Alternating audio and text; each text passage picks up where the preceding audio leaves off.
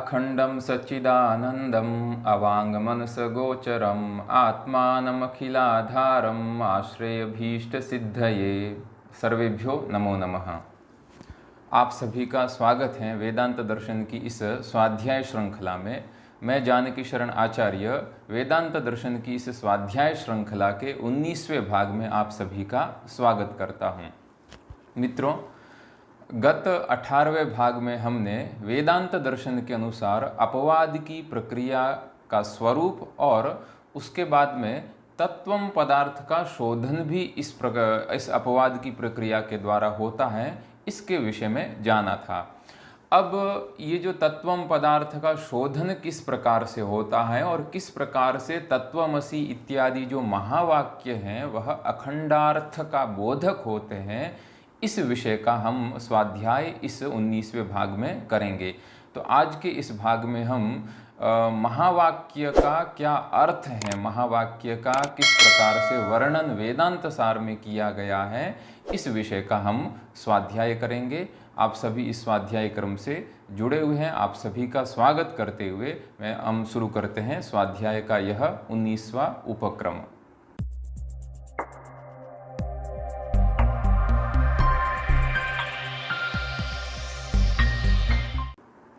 अद्वैतवादी वेदांतियों ने जो तत्वमसि महावाक्य हैं, इस तत्वमसि महावाक्य को तत् और त्वम दोनों पदों के द्वारा भिन्न अर्थ का बोधक न मानकर एक अखंड चैतन्य का बोधक माना गया है। अब इसके फलस्वरूप वेदांत के मार्ग पर चलने वाले साधक को इस तत्वमसि इत्यादि महावाक्य से अखंड चैतन्य रूप ब्रह्म के साथ में अपनी एकात्मता का बोध होता है और यही एकात्मता आगे चलकर उस साधक को अहम ब्रह्मास्मि इस अनुभूति में परिणत होती है।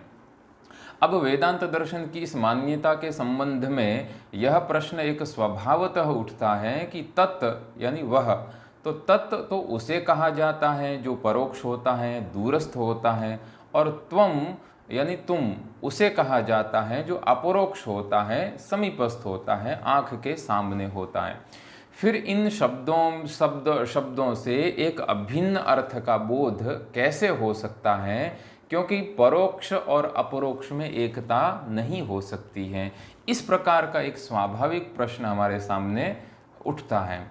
तो इसका समाधान वेदांती हैं वह इस प्रकार से करते हैं। वह सोयम देवदत्तः, ये जो एक लौकिक वाक्य है, इस लौकिक वाक्य के दृष्टांत के द्वारा यह तत् और त्वम पदों में भी दोनों पद, यद्यपि दोनों पदों का वाच्यार्थ भिन्न भिन्न है, दोनों पद भिन्न भिन्न अर्थ के बोधक हैं, फिर भी दोनों के द्वारा एक अखंड अर्थ का बोध हो सकता है, इस प्रकार का वह वर्णन करते हैं। तो ग्रंथकार यहाँ ग्रंथ का आरंभ करते हुए यानी इस महावाक्य प्रकरण का आरंभ करते हुए कहते हैं कि अथ महावाक्यार्थो वर्ण्यते।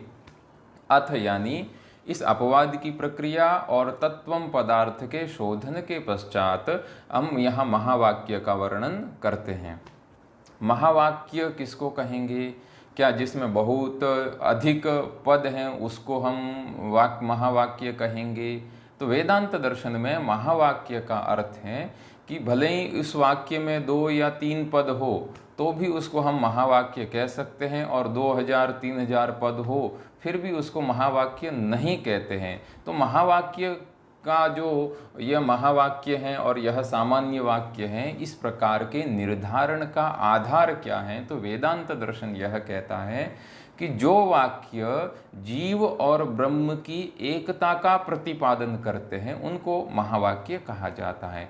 और उन वाक्यों में जो जीव और ब्रह्म की एकता का प्रतिपादन करते हैं उनमें ये महत्व कहाँ से आया? तो कहा कि ये जो महावाक्य का जो महत्व है, यह महावाक्य का महत्व शब्दगत नहीं होकर अर्थगत है, क्योंकि जीव और ब्रह्म इन दोनों की जो प्रत्यक्ष संसार में भिन्न भिन्न रूप में दृष्टि गोचर हो रहे हैं, भिन्न भिन्न प्रतीत हो रहे हैं, इन दोनों को एक बताना और जीव और ब्रह्म ये दोनों एक ही हैं, इस प्रकार का जो अर्थ है उस अर्थ से बढ़कर और कोई नहीं हो सकता। इसलिए जीव और ब्रह्म की एकता बताने वाले जो भी वाक्य हैं वो सभी के सभी महावाक्य कहलाते हैं। अब ये महावाक्यों की संख्या कितनी है, तो यूँ तो जो वेदांत दर्शन के महावाक्यार्थ दर्पणम इत्यादि जो ग्रंथ हैं, उन ग्रंथों में लगभग 11 के करीब महावाक्यों की संख्या बताई गई है। और लेकिन ऐसे बहुत सारे वाक्य हैं श्रुतियों में, उपनिषदों में जो कहे गए हैं, वो ऐसे सैकड़ों की संख्या में वाक्य हैं जिनको हम महावाक्य कह सकते हैं। फिर भी वेदांत दर्शन में 4 महावाक्य अत्यंत प्रसिद्ध हैं। प्रत्येक वेद के प्रतिनिधिभूत एक एक महावाक्य को वहाँ लेते हैं। तो जैसे ऋग्वेद का प्रतिनिधिभूत महावाक्य है प्रज्ञानम ब्रह्म, ऐतरेय उपनिषद से लिया गया है। यजुर्वेद का प्रतिनिधिभूत महावाक्य है अहम ब्रह्मास्मि। सामवेद का प्रतिनिधिभूत महावाक्य है तत्वमसि, जिसकी हम चर्चा करेंगे, चांदोग्य उपनिषद में पढ़ा गया है। और अथर्ववेद का प्रतिनिधिभूत महावाक्य है अयम आत्मा ब्रह्म। इस प्रकार से ये 4 महावाक्य चारों वेदों के प्रतिनिधिभूत होने के कारण वेदांत दर्शन में अत्यंत प्रसिद्ध हैं। अब यहाँ ग्रंथकार इन चारों महावाक्यों में से तत्वमसि इस महावाक्य की चर्चा करते हैं, क्योंकि ये जो तत्वमसि महावाक्य हैं यह उपदेश प्रधान महावाक्य हैं। गुरु जब अपने शिष्य को उपदेश देता है तो वह तत्वमसि इस प्रकार से कहता है। चांदोग्य उपनिषद का जो आरुणि उद्दालक और श्वेतकेतु का प्रकरण है, जहाँ आरुणि उद्दालक अपने पुत्र श्वेतकेतु को 9 बार तत्वमसि का उपदेश देकर उसको ब्रह्म के साथ में ऐक्य की अनुभूति कराता है। तो यहाँ अब ग्रंथकार महावाक्य का वर्णन करते हुए सबसे पहले यहाँ तत्वमसि ये जो महावाक्य है चांदोग्य उपनिषद के 6ठ अध्याय में पढ़ा गया, इसको यहाँ लेते हैं। अब कहा कि इदम तत्वमसि महावाक्यम, ये जो तत्वमसि जो वाक्य हैं, ये तत्वमसि वाक्य जो चांदोग्य उपनिषद में पढ़ा गया, यह संबंध त्रयेण 3 प्रकार के संबंधों के द्वारा अखंडार्थ बोधकम भवति। ये जो 3 प्रकार के संबंध हैं, उन 3 प्रकार के संबंधों के द्वारा यह महावाक्य तत्वमसि महावाक्य अखंडार्थ का बोधक होता है। अखंडार्थ यानी एक ही अर्थ का बोधक होता है। तो ये 3 प्रकार के संबंध कौन कौन से हैं? तो का ग्रंथकार कहते हैं कि संबंध त्रयम नाम, 3 प्रकार के संबंध नाम से इस प्रकार हैं। पदयोः सामानाधिकरण्यम, पदार्थयोः विशेष्य विशेषण भावः, प्रत्यगात्म लक्षणयोः लक्ष्य लक्षण भावश्चेति। ये 3 प्रकार के संबंध हैं। कौन कौन से? पहला संबंध है वह सामानाधिकरणीय संबंध है, और सामानाधिकरणीय किसका? पदयोः, 2 पदों का सामानाधिकरणीय संबंध। दूसरा जो संबंध है उसको कहेंगे विशेष्य विशेषण भाव संबंध। तीसरा जो संबंध है उसको कहेंगे लक्ष्य लक्षण भाव संबंध। अब हम इसको यहाँ समझते हैं। तो और फिर एक श्लोक के द्वारा भी कहा है, ग्रंथकार ने पूर्वाचार्यों का एक श्लोक भी उद्धृत करते हुए कहा कि तदुक्तम सामानाधिकरण्यम च विशेषण विशेष्यता लक्ष्य लक्षण संबंध पदार्थ प्रत्यगात्मनाम, कि पदार्थ प्रत्यगात्मनाम यानी पद, अर्थ और जो प्रत्यगात्मा, पद यानी जो तत् और त्वम इत्यादि जो पद हैं, और अर्थ यानी तत्पद का जो अर्थ, त्वम पद का जो अर्थ। तो ये दूसरा, पहला हुआ पद, फिर हुआ उसका अर्थ, और तीसरा है प्रत्यगात्मा यानी शुद्ध चैतन्य। इन तीनों के अखंडार्थ का बोध ये 3 प्रकार के संबंधों के द्वारा होता है। सामानाधिकरण्यम, विशेष्य विशेषण भाव और लक्ष्य लक्षण भाव संबंध। अब जैसा हम जानते हैं कि जो तत्, त्वम और असि, ये जो तत्वमसि महावाक्य हैं, इसमें ये 3 पद हैं, तत्, त्वम, असि। तत्पद हैं वह दूरस्थ और जो परोक्ष वस्तु हैं उसका बोध करवाता है। त्वम पद है वह समीपस्थ और जो अपरोक्ष वस्तु है उसका बोध करवाता है। असि है यह क्रियापद हैं। तो इस प्रकार से वेदांती यह कहते हैं कि ये जो तत्वमसि हैं यहाँ इस सामानाधिकरणीय संबंध के द्वारा यहाँ अखंडार्थ का बोध हो सकता है। किस प्रकार से बोध होता है, तो पहला वो संबंध यहाँ बताते हैं। कहा कि समानाधिकरणीय संबंधस्तावत, समानाधिकरणीय संबंध किस प्रकार से होता है, तो एक लौकिक उदाहरण देते हुए कहते हैं कि यथा सोयम देवदत्तः, है ना, सह अयम देवदत्तः। इस वाक्य में भी 3 पद हैं, एक पद है सह, दूसरा है अयम और तीसरा है देवदत्त। अब यहाँ देखिए सह अयम देवदत्त, यहाँ सह जो पद है वह सह, ये पद सर्वनाम पद किसका बोध करवाता है, जो वस्तु अपरोक्ष हो, जो वस्तु परोक्ष होती है, दूर होती है, हमारी आंखों के सामने नहीं है और इस काल में नहीं है, किसी अन्य काल में थी। तो इस प्रकार से वो जो परोक्ष और दूरस्थ वस्तु का बोध करवाने वाला पद है सह, और अयम पद, वह अयम पद है जो सन्निहित, सामने, आँखों के सामने जो अपरोक्ष वस्तु है उसका बोध करवाता है। और ये दोनों पद अत्यंत भिन्न हैं, यानी दोनों में एकता नहीं हो सकती है। फिर भी ग्रंथकार कहते हैं कि ये जो सोयम देवदत्त, यह जो वाक्य है, यह एक अखंडार्थ का बोध करवाता है। कैसे, तो कहा इत्यस्मिन् वाक्ये, कि ये जो सोयम देवदत्त हैं ये वाक्य हैं, इस वाक्य में देखिए तत्काल विशिष्ट देवदत्त वाचक सशब्दस्य एतत्काल विशिष्ट देवदत्त वाचक अयम शब्दस्य एकस्मिन् पिंडे तात्पर्य संबंधः। यहाँ कहा कि जब हम सोयम देवदत्त में सह शब्द का क्या अर्थ है, तो सह शब्द बताएगा कि सह देवदत्तः, सह देवदत्त कह, यानी ऐसी कल्पना करिए कि किसी देवदत्त को हमने 4-5 साल पहले किसी दूसरे देश में देखा है, कि आज हम यहाँ सोमनाथ में हैं और उसी सोमनाथ में हैं और 4-5 साल पहले किसी देवदत्त नामक व्यक्ति को हमने काशी में देखा था। अब उसी 5 साल पहले काशी में देखे गए देवदत्त को जब हम यहाँ सोमनाथ में देखते हैं तो हमारा क्या अनुभव होता है, सह अयम देवदत्तः, सह यानी वह जो काशी में देखा गया जो देवदत्त हैं, यह वही देवदत्त हैं। तो यहाँ सह जो पद हैं, उस सह इस पद से, इस सर्वनाम पद से तत्काल, तत्काल यानी पूर्व काल में जिस हम देवदत्त को हमने देखा था, तो तत्काल से विशिष्ट जो देवदत्त हैं, उस तत्काल विशिष्ट देवदत्त का वाचक सह है। और अयम यह सर्वनाम है, यह एतत्काल, हमारी आंखों के सामने जो देवदत्त विद्यमान है, इस वर्तमान काल में उस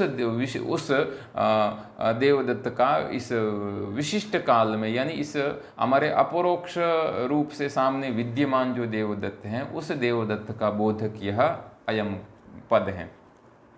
तो यहाँ जो दोनों पद हैं, इन दोनों पदों का जो अधिकरण है वह अधिकरण एक ही है, देवदत्त एक ही है। 5 साल पहले भी वही देवदत्त था, आज भी वही देवदत्त हैं। तो ये जो सहपद हैं, इस सहपद का भी तात्पर्य उसी देवदत्त में है जिस देवदत्त में ये जो अयम एतत्काल विशिष्ट जो देवदत्त हैं, इस देवदत्त का तात्पर्य भी, इस अयम शब्द का अर्थ भी इसी देवदत्त के अर्थ में निहित है। तो इस प्रकार से सह और अयम ये दोनों पद हैं, इन दोनों पदों का समानाधिकरणीय है, यानी दोनों शब्दों का तात्पर्य एक अभिन्न अर्थ को बताने में है। तो इस प्रकार का यहाँ समानाधिकरणीय संबंध इस सोयम देवदत्त इस वाक्य में होने के कारण सह और अयम ये दोनों पद भिन्न भिन्न अर्थ का बोधन करवाने वाले होने पर भी यहाँ इस प्रसंग में ये दोनों पद एक ही देवदत्त पिंड का तात्पर्य संबंध के द्वारा बोध करवाते हैं। ये हो गया हमारा लौकिक उदाहरण। अब हमारा जो यहाँ महावाक्य का उदाहरण है उसको देखते हैं। ग्रंथकार कहते हैं तथा च, उसी तरह से तत्वमसीति वाक्येपि, तत्वमसी यह जो महावाक्य है इस वाक्य में भी 3 पद हैं, तत्, त्वम और असि। तत्पद का क्या अर्थ है, तो कहा परोक्षत्वादि विशिष्ट चैतन्यवाचक तत्पदस्य। तत्पद का अर्थ है कि परोक्षत्वादि विशिष्टम चैतन्यम, कि जो ऐसा जो चैतन्य जो अभी परोक्ष है, अभी जो परोक्ष हैं, सर्वज्ञ हैं, सर्वनियंता है, ऐसा जो चैतन्य है वह अभी यहाँ तत्पद का वाचक हैं, जिसको हम परोक्ष, हमारे लिए परोक्ष है, हम उसको अपरोक्ष नहीं कर रहे हैं। तो इस प्रकार का जो परोक्षत्वादि विशिष्ट चैतन्य का वाचक है वो तत्पद है, और त्वम पद किसका वाचक है? तो कहा अपरोक्षत्वादि विशिष्ट चैतन्य वाचकम वाचक त्वम पदस्य, और जो त्वम पद है वह अपरोक्षत्व इत्यादि विशिष्ट चैतन्य है उसका वाचक है। यानी जो सामने कोई जीवात्मा है, सामने कोई मनुष्य है, उसको हम त्वम इस प्रकार से, हमारे अपरोक्ष सामने कोई खड़ा है उसको हम त्वम इस प्रकार से संबोधित करते हैं, और जो हमारे सामने नहीं है, अपरोक्ष नहीं है, कहीं दूरस्थ है, हमारी आंखों के सामने नहीं है, उसको हम सह इस प्रकार से अथवा तत् इस प्रकार से हम संबोधित करते हैं।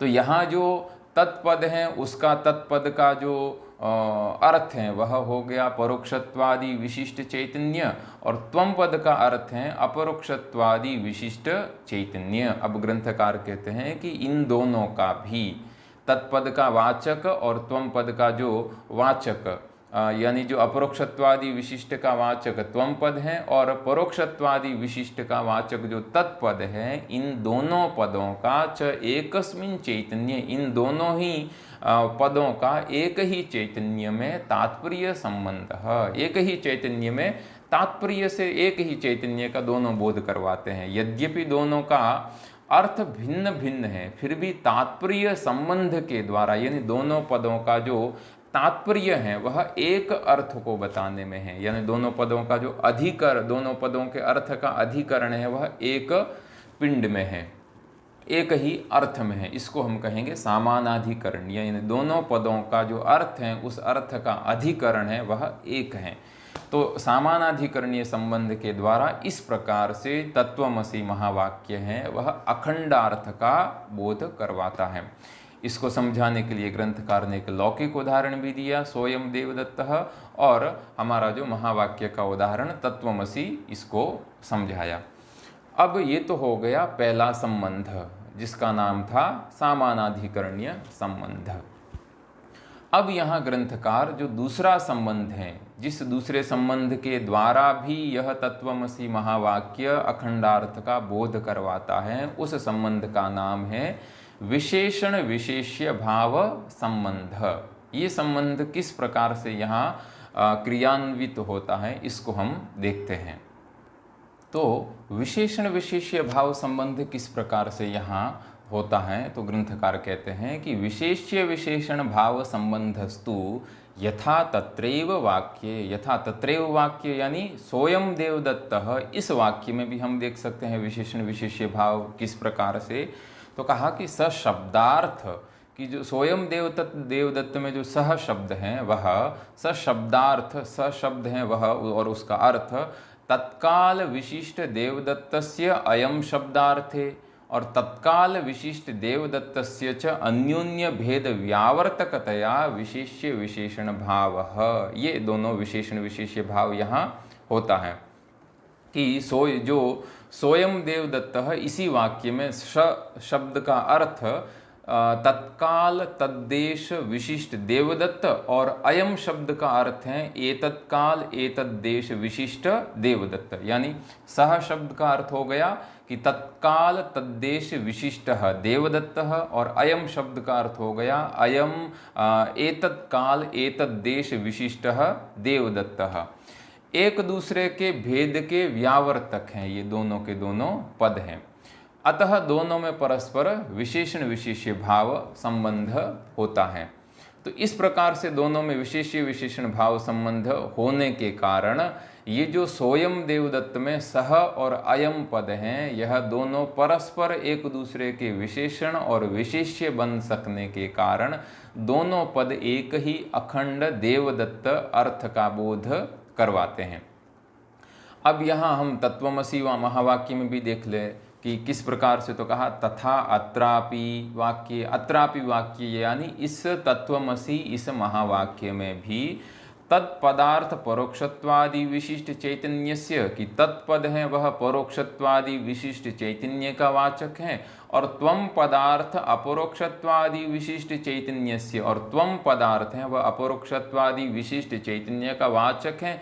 ये दोनों पद, तत् और त्वम, ये दोनों पद परस्पर एक दूसरे के भेद के व्यावर्तक हैं, यानी च अन्योन्य भेद व्यावर्तकतया, परस्पर एक दूसरे के भेद के व्यावर्तक होने के कारण इन दोनों में परस्पर विशेष्य विशेषण भाव संबंध होता है, और इस विशेष्य विशेषण भाव संबंध के द्वारा एक ही अखंड शुद्ध चैतन्य का बोध होता है। इसको हम थोड़ा और विस्तार से इस तरह से समझ लेते हैं कि जब हम सह शब्द के अर्थ में अयम शब्द के अर्थ का अभेद बोधन होने से स शब्द के अर्थ में अयम शब्द के अर्थ के भेद की व्यावृत्ति हो जाती है। विशेष्य विशेषण भाव संबंध में जो विशेषण होता है वह विशेष्य का इतर से भेद करवाता है। जैसे हम कहते हैं कि नीलः घटः, तो यहाँ जो नीलत्व है यह घट का विशेषण है और घट है वह विशेष्य है। तो ये जो नीलत्व है वह उस घट का इतर घटों से व्यावर्तन करवाता है। तो उसी प्रकार से जब हम सह अयम देवदत्त, सह शब्द है वह जो इतर भेद हैं उस इतर भेद की व्यावृत्ति करवा देता है, यानी जो सह शब्द है वह तत्काल तद्देश विशिष्ट का वाचक है, तो वह एतत् काल एतत् देश विशिष्ट जो अर्थ है उस अर्थ की व्यावृत्ति कर देता है देवदत्त से। और जब हम अयम शब्द लेते हैं तो अयम शब्द है वह एतत् काल एतत् देश विशिष्ट अर्थ का बोध करवाने के कारण वह अन्य अर्थ का व्यावर्तन कर देता है देवदत्त इस पिंड से। तो इस प्रकार से जब, और ये दोनों जो सह और अयम ये दोनों परस्पर विशेष्य विशेषण भाव संबंध से बन जाते हैं। जब हम सह इसको विशेषण बनाएंगे तब अयम शब्द और उसका अर्थ है वह विशेष्य बन जाएगा, अथवा अयम शब्द को विशेषण करेंगे तो सह शब्द है वह विशेष्य बन जाएगा। तो क्या होगा कि इस प्रकार से स शब्द के अर्थ में अयम शब्द के अर्थ का अभेद बोधन होने से स शब्द के अर्थ में अयम शब्द के अर्थ के भेद की व्यावृत्ति हो जाती है। फलस्वरूप स शब्द के अर्थ में अयम शब्द के अर्थ के भेद का व्यावर्तक होने से अयम शब्द का अर्थ विशेषण और स शब्द का अर्थ व्यावर्त्य होने से विशेष्य होता है। यह विशेष विशेषण भाव दोनों शब्दों के अर्थों में पारस्परिक हैं, क्योंकि अयम शब्द के अर्थ में स शब्द के अर्थ का अभेद बोध होने से उसमें स शब्दार्थ के भेद की व्यावृत्ति हो जाती है। अतः स शब्द का अर्थ अयम शब्द के अर्थ में अपने भेद का व्यावर्तक होने से विशेषण और अयम शब्द का अर्थ व्यावृत्य होने से वहाँ विशेष्य होता है। यहाँ एक बात ये ध्यान देने की है कि यह विशेष विशेषण भाव परस्पर भेद की व्यावृत्ति के अधीन है, और यह व्यावृत्ति दोनों शब्दों के अर्थों में अभेद बोध के अधीन है। इसलिए जो इन शब्दों के वाच्यार्थ को ग्रहण करने पर संभव नहीं है, अतः इसकी उपपत्ति के लिए वेदांत दर्शन में इन शब्दों में अथवा इन शब्दों का जो वाच्य अर्थ है उनके द्वारा बोधनीय जो अभिन्न अर्थ हैं, एक ही अखंड अर्थ हैं, उसमें लक्ष्य लक्षण भाव संबंध अपेक्षित होता है, जिसके कारण ये दोनों शब्द अपने वाच्य अर्थ के उन अंशों में जिन अंशों में एकता संभव नहीं है उसका त्याग करके केवल उसी अर्थ का बोध करते हैं जो जहाँ दोनों शब्दों का अर्थ समान है। जैसे जो देवदत्त अतीत काल में दूर देश में देखा गया है, यही व्यक्ति जब वर्तमान काल और निकट स्थान में देखा जाता है तब देश और काल का भेद होने पर भी उस व्यक्ति में भेद नहीं होने से उसकी अभिन्नता बताने के लिए हम यहाँ सोयम देवदत्त इस वाक्य का प्रयोग करते हैं। तो इस वाक्य से श्रोता देश और काल का भेद होते हुए भी विभिन्न देश और काल में स्थित एक ही व्यक्ति का बोध करने में समर्थ होते हैं। तो इस प्रकार से यहाँ ये जो विशेषण विशेष्य भाव संबंध है यह भी तत्वमसि इस महावाक्य के अखंडार्थ का बोध करवाने में समर्थ होता है। इस प्रकार से ग्रंथकार ने ये अभी तक दो प्रकार के संबंधों के द्वारा तत्वमसि इस महावाक्य के अखंडार्थ का निरूपण किया। पहला जो संबंध था वह था परस्पर पदयोः सामानाधिकरणीय संबंध, और दूसरा संबंध जिसका हमने अध्ययन किया वह है विशेषण विशेष्य भाव संबंध। तीसरा जो संबंध है उस संबंध का नाम है लक्ष्य लक्षण भाव संबंध। वो उसके विषय में हमारा जो स्वाध्याय की जो अगली कड़ी है उस अगली कड़ी में हम उसके बारे में विशेष रूप से जानेंगे। तो इस प्रकार से महावाक्य जो तत्वमसि महावाक्य है उसका अखंडार्थ में किस प्रकार से तात्पर्य है इसका वर्णन ग्रंथकार ने यहाँ तक किया। आज जो हमारा पाठ है उस पाठ का हम यहीं विराम करते हैं। आप सभी इस स्वाध्याय की श्रृंखला से जुड़े हुए हैं, उन सभी का मैं स्वागत करते हुए यहीं विराम करता हूँ इस पाठ का। आप सभी को पुनः धन्यवाद।